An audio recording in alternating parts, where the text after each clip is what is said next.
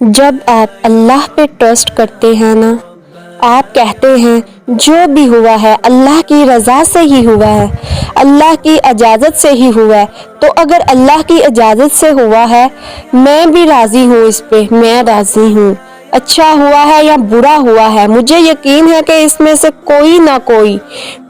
کوئی خیر ضرور نکلے گی۔ ہاں مجھے اس وقت خیر نظر نہیں آ رہی، مجھے اس وقت سمجھ نہیں آ رہی کہ ایسا کیوں ہوا ہے، لیکن یقیناً اسی میں سے خیر نکلے گی۔ نبی کریم صلی اللہ علیہ وآلہ وسلم کی حدیث میں آتا ہے کہ اگر مومن کو کانٹا بھی چبھتا ہے تو اس کے بدلے میں آپ کے کتنے گناہ معاف ہو جاتے ہیں۔ اسی لیے ہمیشہ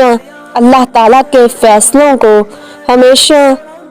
اس کے فیصلوں پہ خوش رہنا چاہیے، اسے ایکسیپٹ کرنا چاہیے کہ انشاءاللہ میں اس کو پورا ایکسیپٹ کرتا ہوں۔ اس طرح کہیں جس چیز میں اللہ کی مرضی ہے نا، خدا کی قسم مجھے قبول ہے، تو پھر آپ کی زندگی میں مرسلز ہوتے ہیں جب آپ یہ ریئلائز کرتے ہیں جو بھی مصیبت میرے پہ آئی ہے یہ مجھے اوپر اٹھانے کے لیے آئی ہے،